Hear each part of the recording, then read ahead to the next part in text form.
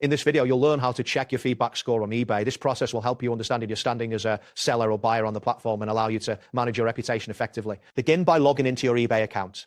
Once you are logged in, look for the profile icon, which is typically located at the top right corner of the homepage.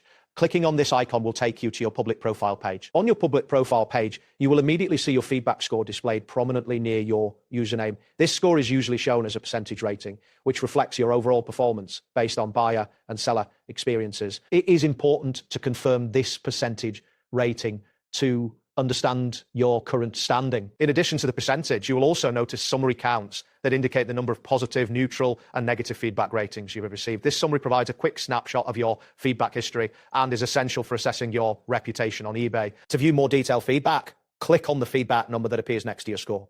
This action will direct you to a detailed feedback page. Here, you can read comments left by buyers or sellers regarding their experiences with you. Take note of the counts for positive, neutral, and negative feedback, as well as the option to sort feedback by date if necessary. Analyzing the feedback details allows you to identify patterns in ratings and comments. This information can be valuable for understanding your performance trends over time and for making necessary adjustments to improve It is advisable to check your feedback page periodically. Regular monitoring enables you to respond to comments professionally and address any issues that may have resulted in negative feedback. Maintaining fast shipping times and effective communication with your buyers or sellers is crucial. Tracking your improvements over time can significantly contribute to your reputation growth on eBay. That wraps up today's guide.